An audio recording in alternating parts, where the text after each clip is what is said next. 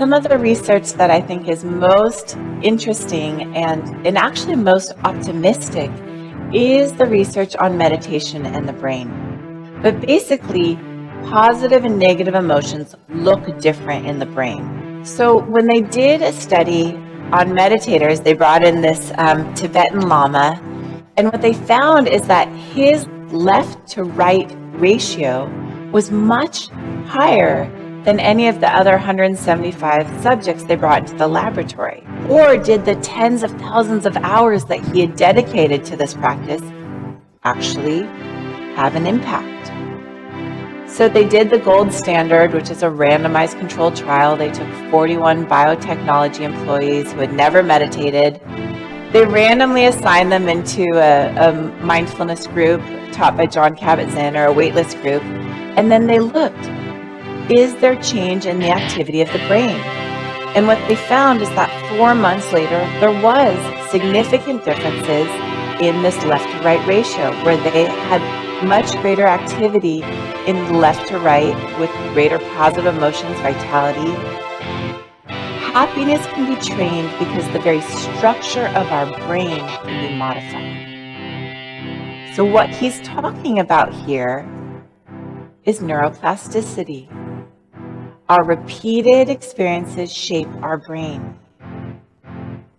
Does this remind you of anything? Right? It's exactly what this monk told me. What we practice becomes stronger.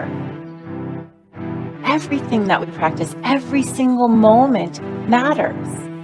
พอเอางานวิจัยมาจับแล้วเรารู้อะไรบ้างถ้าจะสรุปคร่าวๆนะฮะสิ่งที่ยืนยันได้ตอนนี้ก็คือการฝึกสติทำให้เกิดการเปลี่ยนแปลงที่สมองอย่างน้อย 2-3 อย่างด้วยกันครับอย่างแรกคือเมื่อฝึกสติอย่างต่อเนื่องสมองส่วนอะมิกดาลานะครับซึ่งทำงานเกี่ยวกับอารมณ์ที่รุนแรงเช่นความกลัวจะทำงานน้อยลงและเนื้อสมองที่เรียกว่า Gray Matter ในส่วนนี้นะครับก็จะลดน้อยลงด้วยครับสำหรับสมองส่วนฮิปโปแคมปัสนะครับที่เกี่ยวกับการเรียนรู้และความจำการฝึกสติจะทำให้สมองส่วนนี้แอคทีฟขึ้นรวมทั้งมีเนื้อสมองหรือ Gray Matter หนาแน่นขึ้นอย่างชัดเจนและสุดท้ายคือส่วน Prefrontal Cortex นะครับซึ่งมีหน้าที่เกี่ยวกับความฉลาดในการตัดสินใจและการควบคุมอารมณ์สมองส่วนนี้นะครับก็จะแอคทีฟมากขึ้นในคนที่ฝึกสติด้วยเช่นกันครับ The Buddha, as you know, taught that suffering arises due to causes and it passes away due to causes. So the question then becomes, where are those causes to be found? Most of the causes, I think, are found in the mind. You can see pictures even of the brain changing. When people, for example, meditate or tune into their bodies or practice loving kindness or focus on the positive, all of those things change the brain. Very interesting. Well, one, when people understand that what the Buddha was teaching is really true in the brain, it really helps to have some conviction that the teachings are true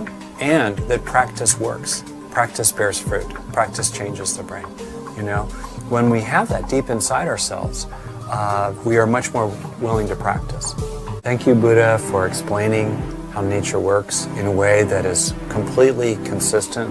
with what modern science shows. ภาวะซึมเศร้าหรือภาวะวิตกกังวลเนี่ยเกิดจากกระบวนการคิดนักจิตวิทยาเนี่ยเชื่อว่า